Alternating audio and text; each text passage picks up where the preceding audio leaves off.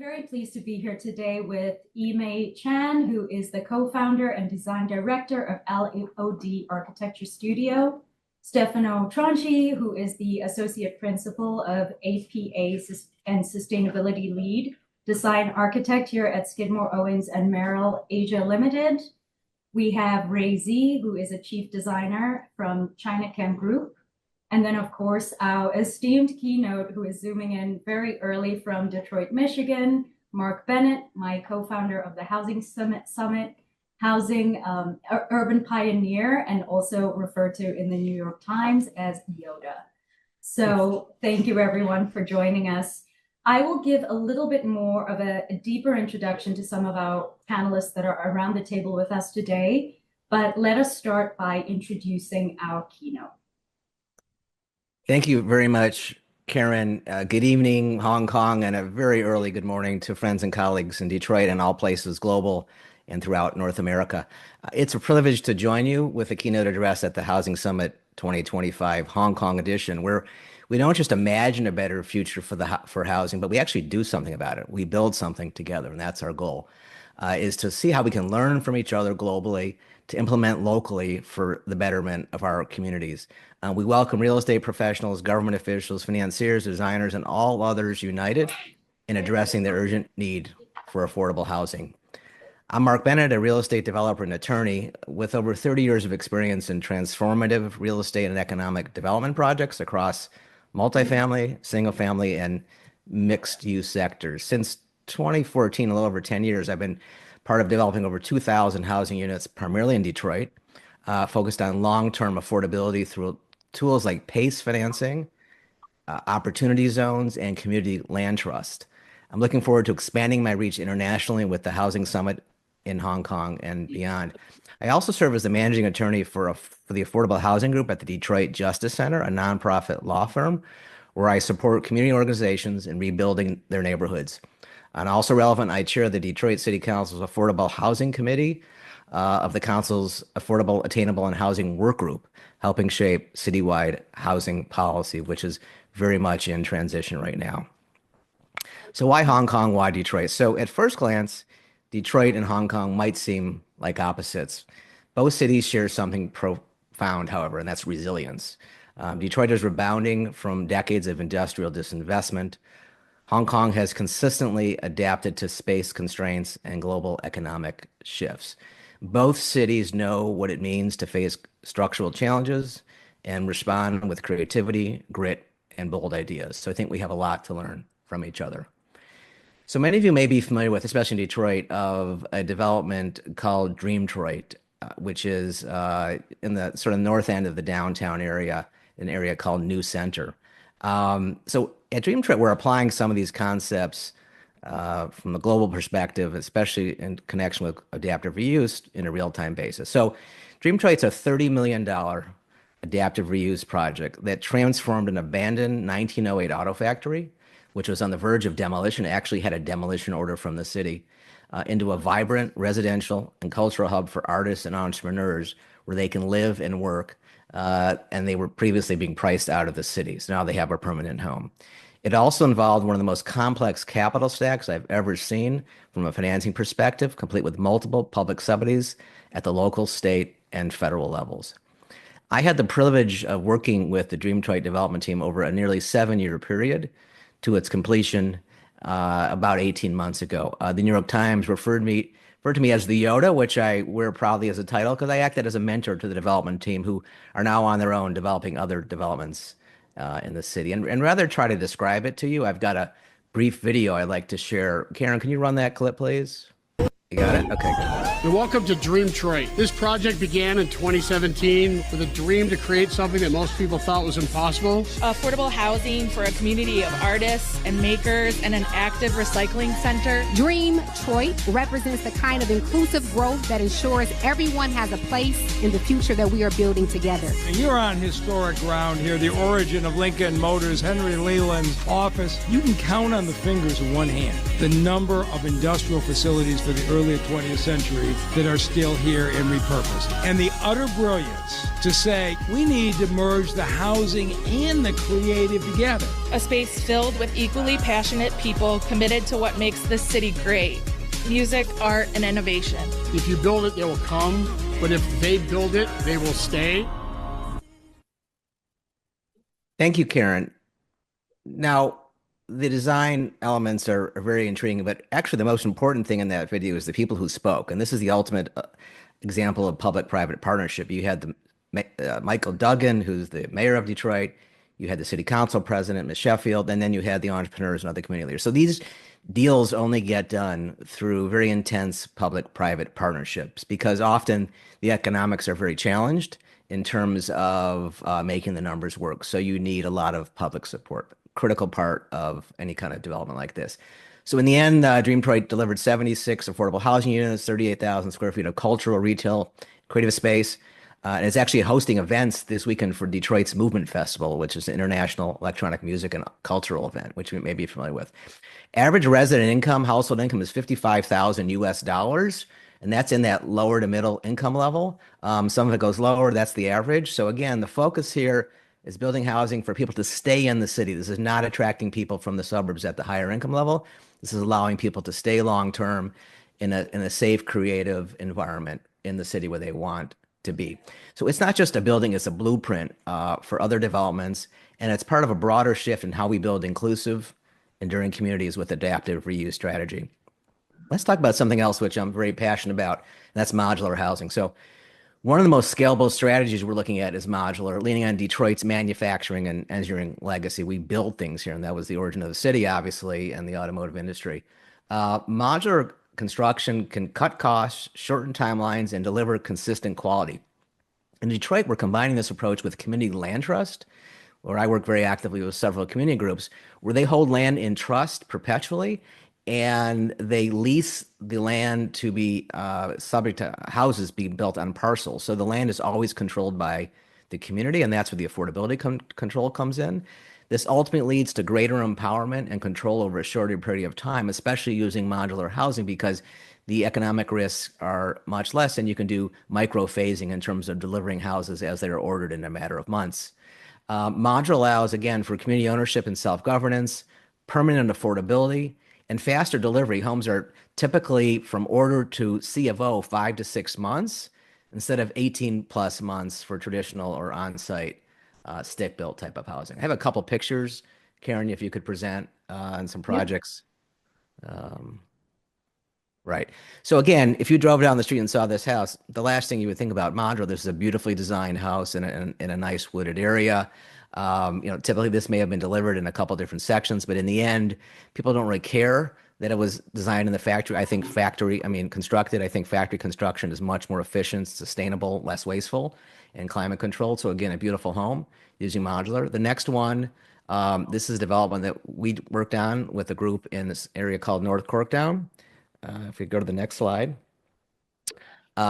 This is a group of 7 homes, 3 shown here. Again, wouldn't know it was modular. One of these homes to the far left is actually 16 feet in width on a 20-foot lot. So we're building very condensed designs. The home on the right is about 1,200 square feet, and I think we can comfortably put a 3-bedroom in about 1,000 to 1,200 feet. Not huge bedrooms, but when you're building at the affordable level, you can't afford for much more space. So just a couple examples of what we're doing in Detroit. So let's talk about size. The average U.S. home is nearly 2,400 square feet. In Hong Kong, about 600 square feet. That's almost 4 times. And the data is similar in terms of rentals. So are we living a better quality of life in the U.S. because we have 4 times the living space? I don't know. That's just something to think about. And can we afford sustainably to build that big here in the U.S.? So the takeaway on modular is good housing is not about size. It's about thoughtful design, connection to services, and long-term sustainability. So let me just sort of summarize what I talked about because I want to get into our conversation with my esteemed colleagues at the table in Hong Kong. So what ultimately can we learn from each other as we look from Hong Kong to Detroit and Detroit back to the world? I'll leave you with 3 guiding principles. reimagining existing spaces. We saw Dream Detroit. Now that was a pretty high visibility development, but there's a lot of smaller homes that Detroit has unfortunately had to demolish tens of thousands of homes over the years. Can they be adaptively reused instead of building ground up? Can that be done economically? Using the principles that we designed out of Dream Detroit to maintain culture, create housing, and reduce environmental impact. Embrace modular and compact design. Even if it's not modular, how can we build smaller to maintain affordability and create housing that's delivered relatively quickly, flexible, and a scalable basis? And then overall, the bigger picture here is champion community-driven development. Third party, we call extract development sometimes, where a third party comes in and does their thing and doesn't always leave the best footprint. So if you can get the community involved with long-term ownership, which can happen with community land trust, and you can get long-term committed financing sources from public agencies, then you can build sustainable cities, not by rushing, but by planning for people, not just markets. So let's ensure that every city, from Hong Kong to Detroit and beyond, is one where people not only live, but belong. So that concludes my formal remarks. I appreciate your attention, and I look forward to the conversation. Introducing Yimei. She is a Hong Kong-born architect and engineer with over 20 years of international experience across US, Canada, Europe, and China. So just to reiterate that we have people here at the table who have been working globally on solutions to housing, co-living, and many other issues we face in the real estate sector. And I'm really interested to dive into what Yimei knows about AI and data, which will come a bit later in the conversation. But what she and her team are doing is truly very pioneering and innovative. So thank you for joining us today, Yimei. We have Stefano, who is our Italian architect in Hong Kong with also nearly 20 years of professional experience, specializing in mixed-use developments, master planning, and civic architecture and urban design. His experience has provided him with a profound understanding of Asia's Pacific markets and the unique challenges faced here. I think so many of us at the table, as you were speaking about some of your projects in Detroit that has a lot of land mass, gave us a little bit of FOMO because we're living in much smaller parcels of land over here. So it's nice to see these homes with trees around them. It's not really something that most of us have access to around these parts. But central to Stefano's philosophy is sustainability and resilience, and also creating spaces where we can look at longevity for the people living in those spaces, cultural heritage, and community. So thank you for being with us today, Stefano. And then we have Chief Designer Ray Zee of Chinachem Group. His distinguished career spans prestigious firms like Foster & Partners, I.M. Pei & Partners, academic leadership at the University of Hong Kong, and landmark projects across Asia and beyond. UC Berkeley alumnus, Ray blends global design excellence with deep local insights to create spaces that inspire and endure. And then who am I, the person here introducing everybody? I am the CEO of ExV Agency and Events that was started in New York City. I moved to Hong Kong about 4 years ago and have lived pretty internationally and worked with international clients. One topic that has risen to the surface every single time I've spoken to people across industries is the issue of housing. And so I realized that we had an opportunity for a global conversation. Mark joined the team for us to create this global conversation of the Housing Summit, where we can really start conversations. Something I have seen globally is that governments and policymakers don't really speak to each other. So maybe we need to start conversations where they're hearing from us where some of the challenges lie, and also essentially where innovations and solutions lie. So it's up to all of us at this table here to not have one meeting that leads to another meeting, but actually start affecting change so people can live better lives. Everybody should have access to good, healthy, sustainable housing and strong communities while living to their cultural heritage as well and being proud of that. So housing isn't just shelter, it's a foundation for dignity, community, and economic mobility. This is our final summit that will be held in New York later this year. We will be gathering global thought leaders to that. Hopefully Yimei will join us in New York for that as well. But we just want you to know that this is all building globally for a much bigger purpose. We will be having conversations with some leaders at RIBA in London. We're going to speak with some leaders at RIBA in Sri Lanka. This is a very global conversation. But to just kind of connect the dots, we have Mark speaking about his adaptive reuse project, where they transformed an auto plant into affordable housing. Stefano, with Hong Kong's limited space but rich heritage, how can adaptive reuse serve housing needs and focus on preservation here in Hong Kong? Is there a solution, or is there something on your wish list? Well, it's a big question. So I think that adaptive reuse have different levels of values and facets when applied to any city, especially cities like Hong Kong. There is the carbon story on one side, the fact that we should maintain the city that we have because that's the most sustainable approach to urban development. 80% of the city in 2050, so that here. So what are we doing with that? It's an important question.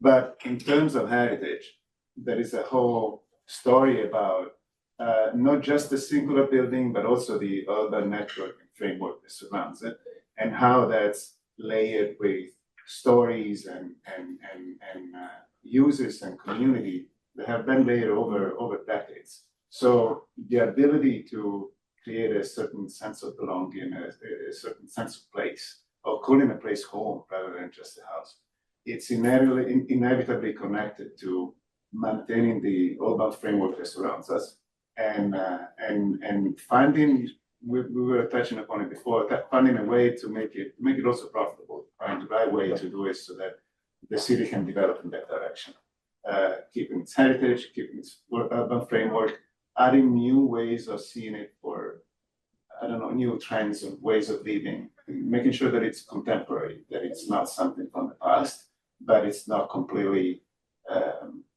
tabula rasa, new development, but rather maintains a link to its own past. So Mark, I think you mentioned that one of your developments is in Corktown, and from my very limited history of Detroit, I think that was a predominantly Irish neighborhood at one point at least.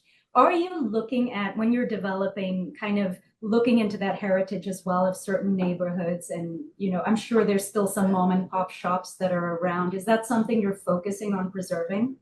Yes, absolutely. The Corktown area is actually named after an area in Ireland, a city called Cork. That's where it comes back to. And if you go there today, there's several businesses that have the Irish heritage. But more broadly, Detroit is comprised of like over 150 separate neighborhoods. There's actually a neighborhood map that ties to when people migrated into the area, businesses or industry that was originally there, creative activities. There's several hundred urban farms throughout Detroit. I mean, a lot of those have evolved because of the destruction of structures, and there was just a lot of vacant land. So clearly, Detroiters guard their community heritage and boundaries fiercely, and they want to protect them. And I think that's great because that gives the community a deeper commitment to the area. A lot of them want their kids to be able to move back to the city. So you have a lot of multicultural homes, multi-generational homes as people have married, other parts of the community. But clearly, generationally, that's been a challenge where a lot of the kids can't afford to stay in the community. But the bottom line is, yes, there's a very deep community heritage throughout the city as you go from neighborhood to neighborhood. With your experience in AI-powered co-living, can modular design scale globally while respecting local cultures and identity? And what solutions do you suggest to create communities, even in limited space? Absolutely. I think technology application should be able to apply globally. And in our projects in co-living, basically we started with human-centric design. It's always about people. So by looking into the people and the personas that we're building based on the project's background, so it brings back the culture, the neighborhood, and the community, then we try to identify who the community is and what we're designing to serve properly. And why is modular and AI comes in is because when we start to look at how we adapt to the different community needs, then there comes into how we can use modular design in order to identify the different usage. And different usage could be designed with like flexible modules. So the modules would be specifically to the user's needs, and that we are also making some of the modules flexible to adapt to the changes that's going to happen to the community. So in this aspect, that's when technology comes in very handy, because then we can start to identify not only who they are, but the behavior. So we talk about people, time, space, activity, and that's how the community is composed of. And by identifying the behaviors through the sensors, so then we can see how the usage of the space based on the people's behaviors, and then ultimately we can adapt the module design in an interactive real-time way. So that's the whole quantified community idea that we have been working with and trying to apply to some of our projects. I think that's amazing. I have a question. Yes. Yimei, do you find that, I don't know if you monitor these spaces after you've designed them and installed them, do you feel that people are open to being monitored and tracked, and therefore their behaviors learned so that they can then be given a better space? Is that something culturally that is acceptable? That's a very good question. That's also when we're explaining how come some of the ideas and concepts are able to apply in one market, but probably not in the other. Right. For example, we're very familiar with New York and probably know the whole Hudson River development's history, in that at the beginning in the planning, there was all these like intelligent and smart ideas in trying to implement the community, but it couldn't quite work out. Right. But alternatively, actually, we have done a lot of projects in China. So in China and in Singapore, for example, these ideas are more receptive in terms of users. So it does change because of the different geographic and cultural scenarios. And I also believe that because, like, for example, when you look at the market that is more mobile driven, in a way, like, you know that your habits and your behaviors are being monitored constantly, but you are actually living in the advantage that you get the convenience out of it, because right. then the algorithm is trying to adapt to your behavior as well. So there is always give and take. And I think, as designer, we try to work with the different situation, but I think also as a designer, we do not want to limit our imagination to certain constraint boundary, and we always try to push it. And in terms of data, there's always the different governance. So that's the bigger topics that we can get onto, what is open and what is not, and what kind of data do we need also is a big question. But the biggest challenge we have with modular in the US is not about its quality, its safety. I mean, it's highly regulated. It's stigma that goes back over 50 years. Because modular grew out of mobile housing, mobile home parks and things like that, where there was no regulation. Are you dealing with that? Or is that something you can help us get over because of your acceptance of it? Or how do you feel about that? I think there are different ways of defining modular. I think you're talking more specifically about like modular construction, but there's also the conceptual level of how we define the space and its use in terms of the modular approach. So I think like in terms of construction techniques, there might be different things that we are facing with the different materials, construction materials, structure types, and also local governance. So that even in Hong Kong, it's still relatively new, but they're getting more and more projects built with modular. But then in terms of like using modular approach as a kind of like a design tool to look at how the space are being composed. Like, how not only the unit types, what we always identify, not only like, the space where you live in, but also the public areas. That's how the ideas of co-living matters, is because actually how you consider the public space usage also in a modular way, and that they can be changeable and also adapt to the different type of projects. That could become a very interesting matrix.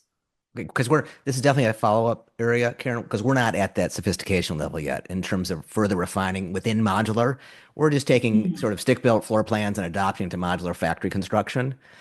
This next level could be quite significant. So I'm just noting that on my discussion notes here for another discussion. Add to Mark's thing. I was gonna have Yeah. Ray jump in here. Mark, I think you're absolutely right about the stigma of the word prefab, because when you say modular, sometimes people just say it's prefab. Right. So so we have factory built, we have manufactured housing, we have modular. I use the term modular technology because factory built and manufactured housing sort of harken back to the stigma, to the mobile home parks.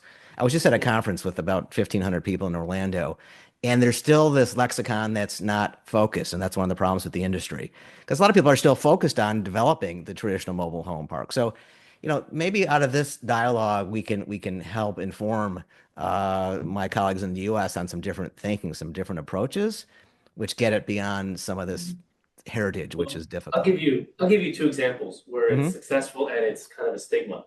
I think when you said, like in 2003, I was in-house at Kong, and I think Kong is reputationally very, very concerned about every last GFA or every little square footage, because they're in the business of selling square footage. And we did like a 6-month study with Gamba, and this is 22 years ago. And the whole goal was to come up with a modular system so that maybe the first tower we built is a little bit more expensive doing modular because everything is, a certain mold or whatever with the concrete. But by the 4th building, it'll break even.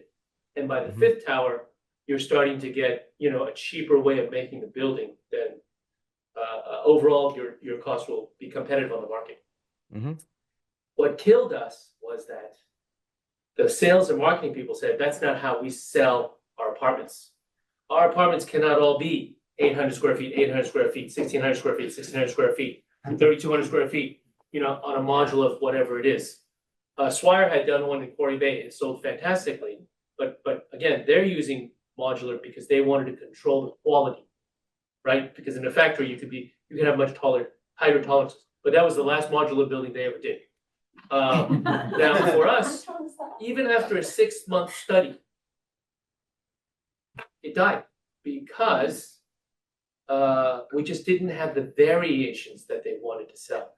When you look at 8 flats per floor, some people want to just live in the building, but they may not be able to afford everything. So they'll go for the 723 square foot apartment. Whereas someone who has a little bit more cash and is willing to pay more has a 1,619 square foot. And each one of these has a little bit of variation. And they like that in the market here for, I think, choice. It gives them, I guess, a false sense of choice, maybe. But it's still a choice. I can buy the most expensive one, I can buy the cheapest one, but I'm still within this community. So I think stigma, yes. Now, the problem Gamba had of building these prefab, and they were first to the market to do that. The problem was the best client or the best client, I guess, was Housing Authority. And Housing Authority loves modular because it's got a great return. Your investment on dollar per square foot gets cheaper and cheaper the more you build. But they had a clause in their tendering system that said we need a minimum of 3 or 4 contractors to do this. And at the time, Gamba had no competitors. So they wouldn't even qualify for the tendering process. So they had to show. Now, we talked about modular as if it's this wonderful solution that will, cure everything. In Macau, I think back in the 70s, the first modular one was for Hyatt. And they were in these kind of, almost like containers. They just stacked them and, I don't even know if the building's there anymore. Whereas, and I'm glad Dennis is here. Dennis is from Richard Rogers' office. If you look at One Hyde Park, I think that's a modular building. If you look at Neo Bankside, I think that's a modular building. The concept is modular. Right? And, and because it's modular, your windows, your modular system, you can have a higher, higher quality control. Like because you're going to do, let's say, 1,600 panels of glass with these beautiful aluminum frames, you can say, okay, I'm going to make all these molds. I found the right die. This is what we're going to do. And we're going to repeat it. And I'm going to get the economy scale because I'm not just going to do one module at 1,600, another module at 1,200, another one at 1,300. And this is where it's kind of kind of funny, the most expensive buildings in London are actually modular in concept. And so I think this is where, Mark, going back to you about stigmas and not, how do we make stigma sexy or high quality or whatever? I would say a Mercedes-Benz Maybach is modular, right? S-Class is modular, but also a C-Class is modular also, but it's something that's more affordable.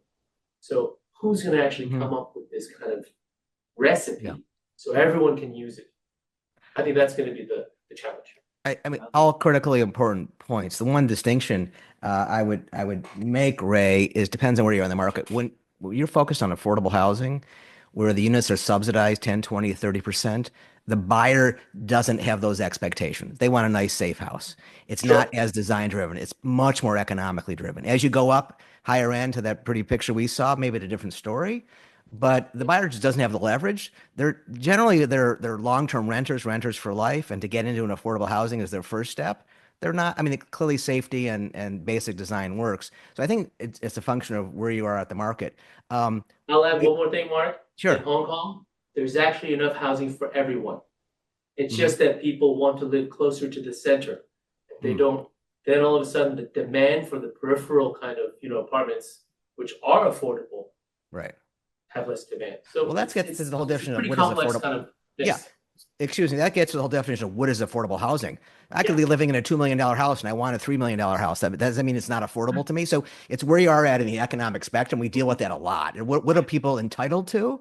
What do they deserve? What do they want? That's a much broader conversation. But the other important thing you bring up, we don't have the supply of general contractors who are positioned to do modular assembly, like the picture, like the houses you saw before. So it's a whole evolution now. And a lot of the public traditional stick-built housing companies are resistant to modular, and they, from a regulatory and political perspective, they impact some of the new regulations. So again, various definitions, and even more reason why we need a much broader conversation on this we could have a summit strictly on modular potentially. I find it interesting, the contrast, because I feel from my experience that Hong Kong has a pretty good transit system. So the fact that people want to live closer to the city is interesting to me, because Detroit does not. Right? Public transport is not exactly part of the infrastructure at the moment. And correct.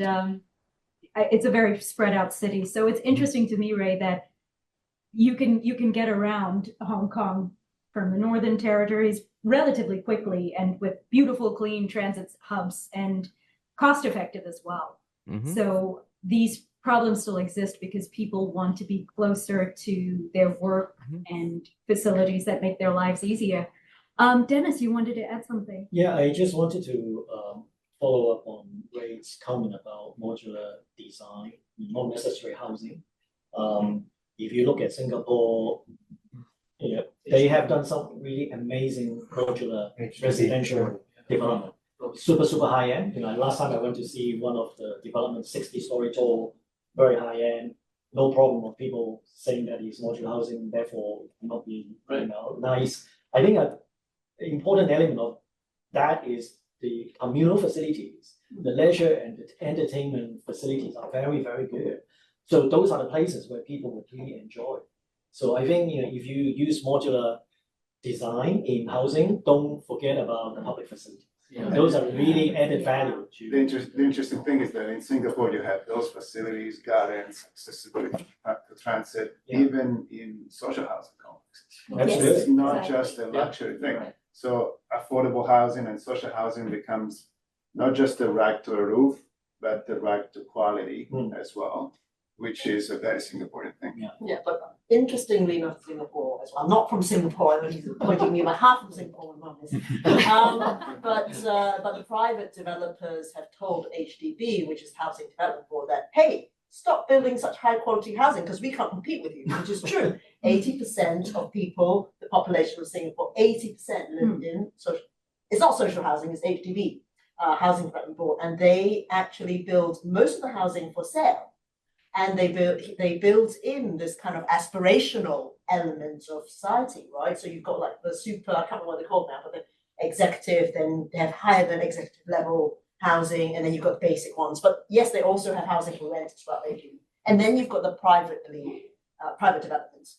But what Singapore's done is managed to control the entire value chain of producing housing, from having the land all the way to procurement, construction, etc., and services beyond that. So they managed every level of that. Hong Kong haven't done that. They own the land. That's it. The rest of the value chain is controlled by private developers. Yeah. So slightly different story. But you guys bring up that's a great model city, I think. Yeah. Where even though it's called public housing, it's a really high grade quality product. Absolutely. Yeah. This is something I spoke with Stefano about earlier this week. He made the point of saying that Singapore somehow figured out this affordable housing conundrum because he said it's really beautiful, nice housing. And the issue we have in the United States that I often speak with you about, Mark, is that leadership and investors in the United States often think that affordable housing is aligned with Section 8 or it's some kind of nonprofit sector. They don't understand what it really is. And I think Singapore could be an interesting blueprint for how they figured out to create affordable housing that's actually really beautiful for a myriad of income levels. Sure, I could just jump in. Detroit's approximately 128 square miles. The city itself, and about estimates 30 to 40% is totally vacant. And most of that by far is controlled by the city, actually owned by the land bank, which creates some opportunities in terms of assembly. But let me touch on the social housing if I could, right? Because social housing is something that we talk about and study here in the US, but we don't do. There's a very difficult history with we call public housing in the US going back to the 50s and 60s, which was built and then demolished. And what's happening now politically in the U.S. is moving away from socially funded housing. So what you're seeing now coming out of Washington are new proposals using tax credits to motivate private investment into housing, something called opportunity zones I mentioned before, which provide tax credits. So I think at least for the next administration, it's probably going to be more difficult. Now, states are stepping in to some extent, but they have fiscal challenges as well and really don't have the breadth. So it's really a lot up in the air right now in the U.S. in terms of where we're going on housing policy. Mark, do you mind just giving a quick overview of the community land trusts and how that can support this mission? If there's any lessons we can learn over here as well from what you're doing in that space. Right. So community land trusts were originated in the U.S. in the mid-'60s during the civil rights movement, primarily by groups of Black farmers who were losing their land and kept struggling to retain it. And the concept actually goes back hundreds of years. The state of Israel used something called a kibbutz, which is a communal living approach. But as it's adapted today, and where I'm working with my clients, so I mentioned the city of Detroit owns 60,000 vacant parcels. So my job is to, we call it repatriate, get those parcels back to the community. So I negotiate on behalf of the community. And the way I do that is I help them develop development teams, get the expertise together. Once they get the land, it goes into a trust. It's a perpetual long-term trust owned by the nonprofit. There's not really profit components here. They own the land. And then what they do is they lease each residential lot to a homeowner who owns the vertical construction. So you've separated the land from the vertical, like what you're talking about in Hong Kong. But the ground lease, which is the way that the community maintains control and grants rights to the homeowner to build, has all the provisions in terms of affordability, and it's permanently affordable. So if the home is sold at 80% of the area median income, which is about $225,000, there's resale restrictions perpetually on the subsequent buyers of those homes. The problem with a lot of affordable housing in the U.S. today that gets tax credits, they burn off after 15, 20, 25 years, and they go back to public, open market pricing. And the government has to step in and revitalize and put more money into it. So community land trust ultimately maintain that long-term affordability. There's about 300 in the U.S. A handful are at scale, a couple hundred units, but we start relatively small, typically 5, 10, or 15 units. But the key thing is that they're democratically controlled by the community organization, and that community group has deep roots, whether it's an arts community, a farming community, maybe a religious-based community. And only through that deep commitment to the area can it sustain itself and enforce those rules on a long-term basis. So that's what we're doing. We've got 6 or 7 at various stages of development in Detroit. The city is starting to put some money into them. They're very intense in terms of startup, but they have long-lasting results in terms of protecting affordability. I'm going to go back to something we were talking about earlier, which is cultural identity with the lens of housing. How do we balance or approach the issue of creating affordable housing while preserving cultural identity when we're dealing with profit-driven markets? And this is just an open discussion. How might we approach this issue? And I'd like to throw in the issue of ESG and sustainability. There's so many things that our architects and planners have to juggle when they are creating spaces. And how do we make room for all of this when we are dealing with the government policies and we're dealing with developers that don't want to wait until the 5th building until they see a return on investment? What are some solutions that we can discuss today that might get us closer to getting people more aware of what needs to be done to make a change?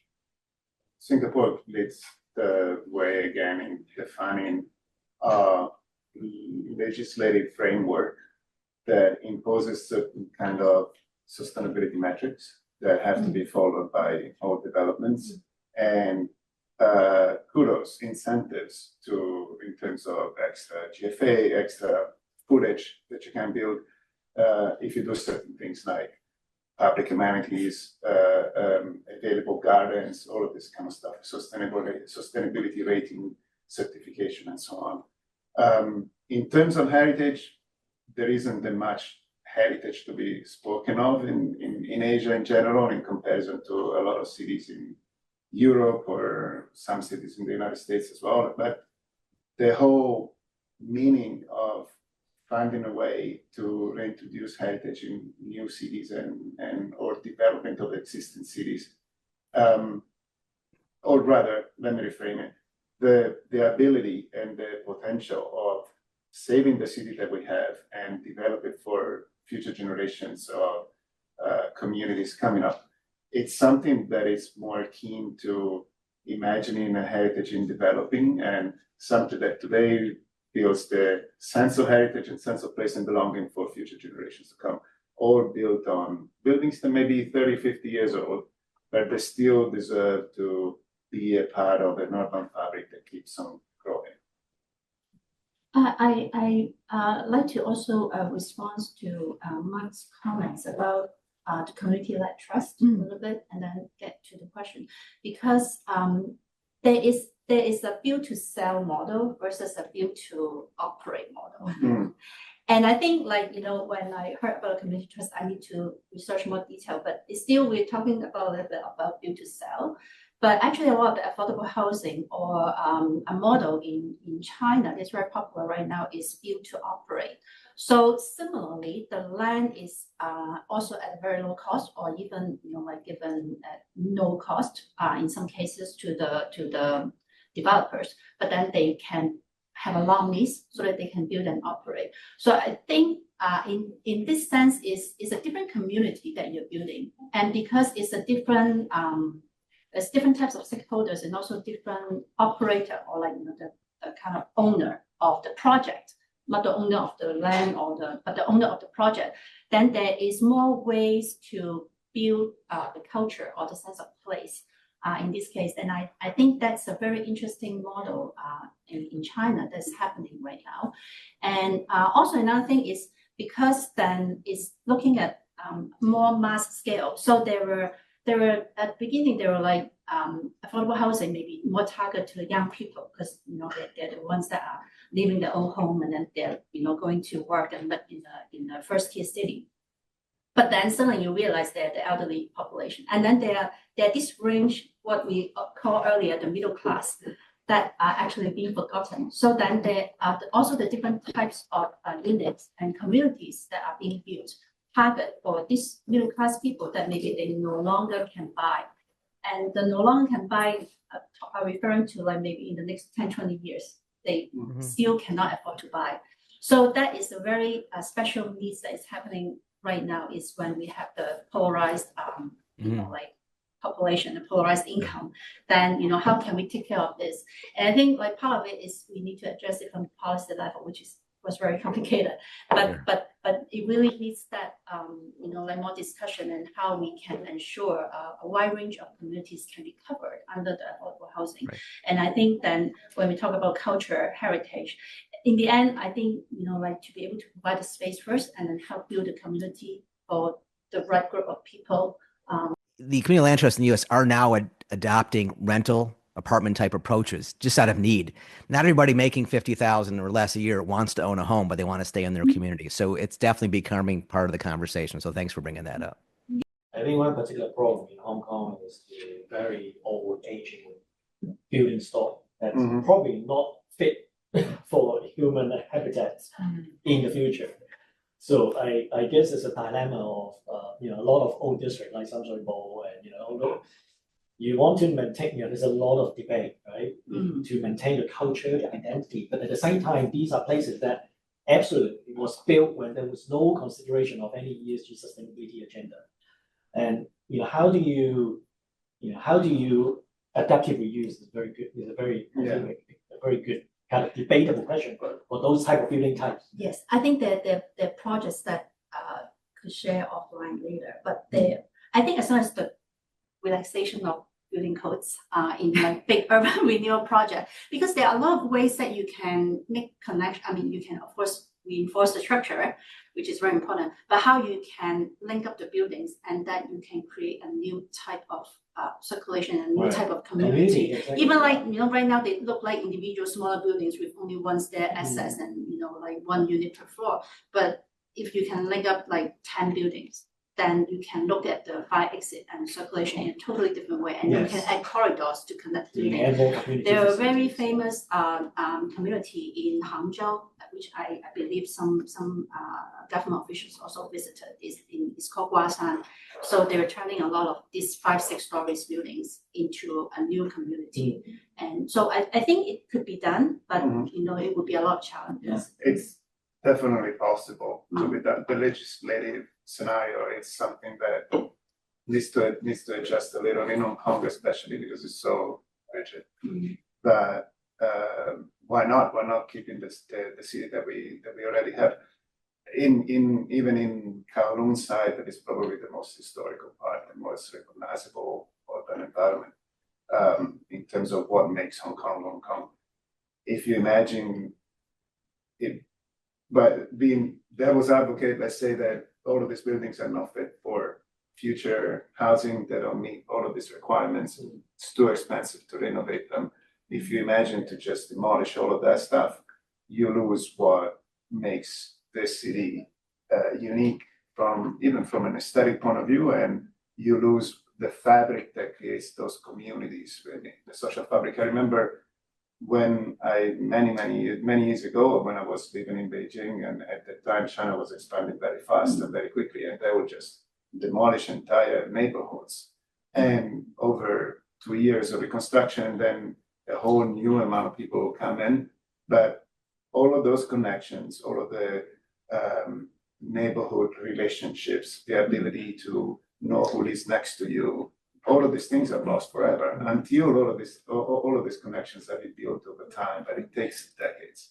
So the way adaptive use, retrofits, all of these words are not just about making a building sustainable, but how to maintain a city the way it can be and the way it can develop without losing. I totally agree with that. And actually, I'm going to take exception with something you said earlier. We're colleagues, so you're not going to kill me. One place doesn't have more or less heritage than the other, and we need to be very careful about that because here in Asia, people love understanding links to their past, just like they do in Europe and in the States. And it doesn't mean that if one place has more colonial style buildings than the other, that means more heritage. And I think it's our task as designers to find those things that connect people with their past and bring those forward and create new types of spaces that they can live in, right? Absolutely. That might mean factory buildings, that might mean, colonial buildings, other types of spaces. But I think we have to be a little bit creative in the way we think about heritage.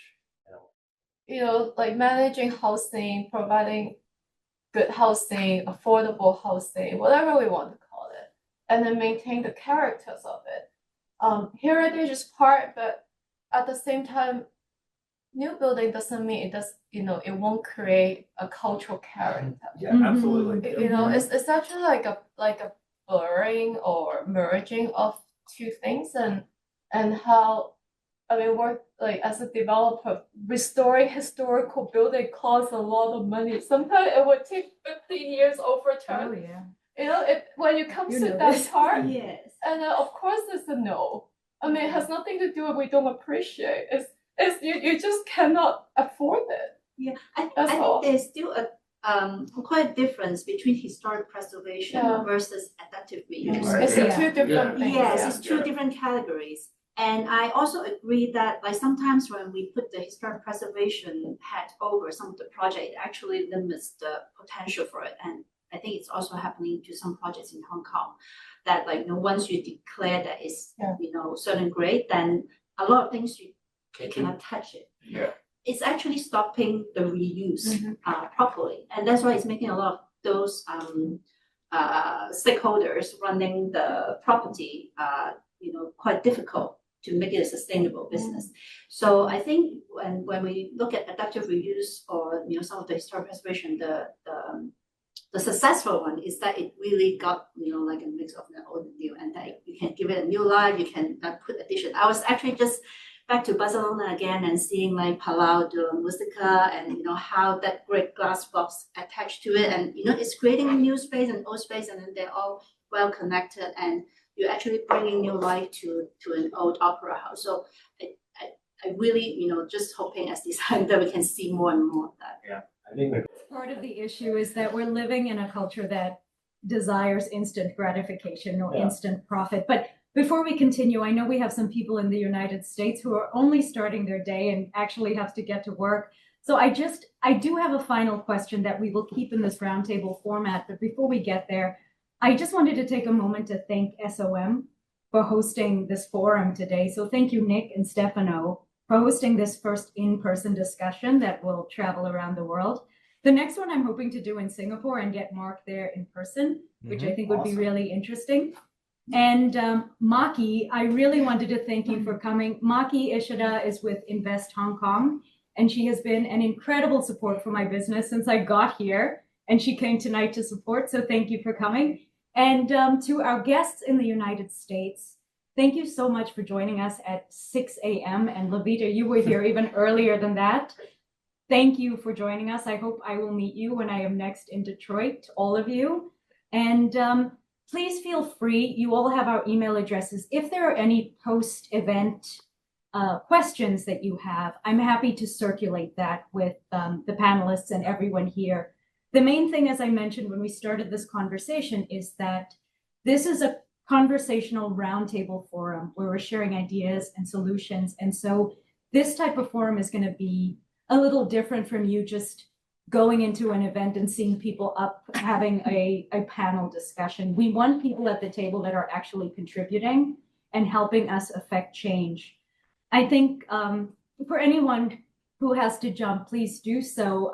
We understand. But my final question for everyone here, for our panelists and Mark, you as well. We've spoken about Barcelona, we've spoken about Singapore, we've spoken about, Yimei just got back from Venice.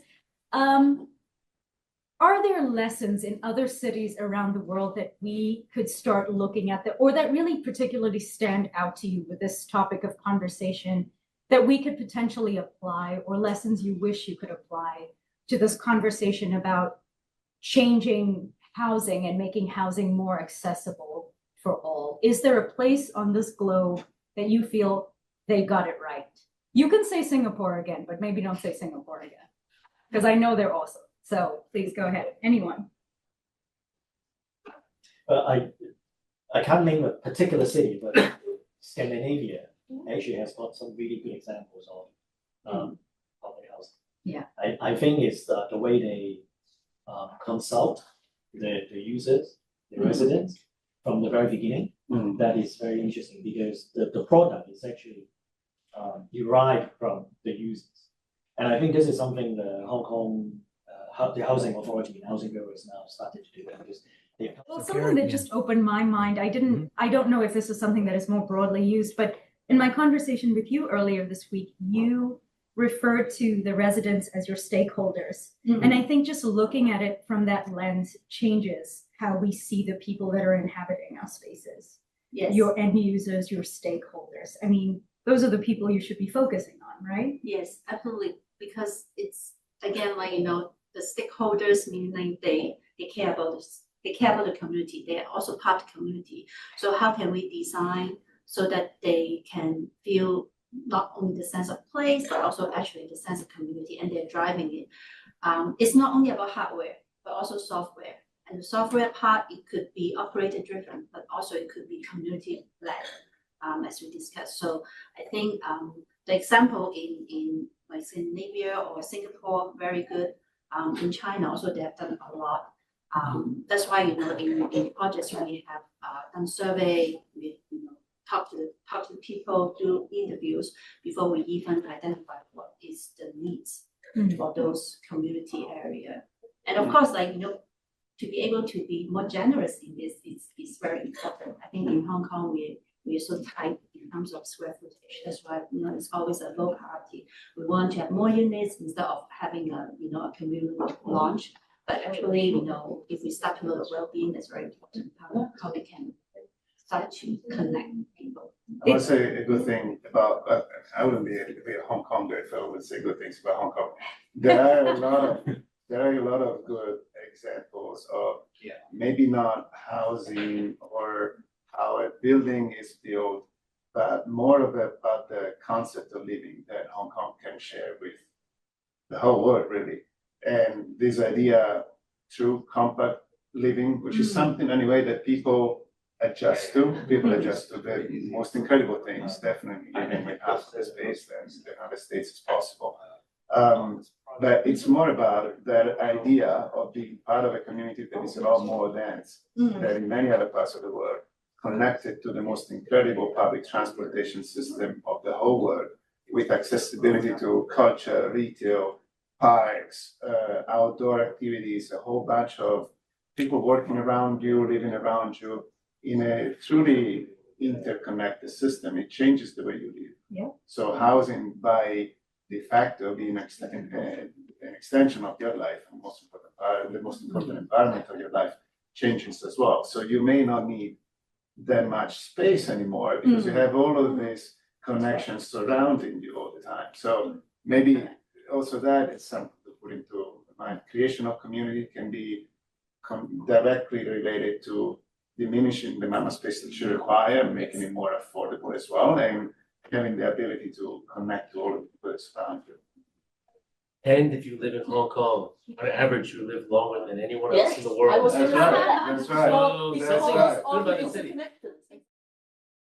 It's been very interesting meeting all of you. And, in Detroit and often many communities around the country, we're very insular, so we need these new, fresh ideas. I learned a lot just in the last hour or so.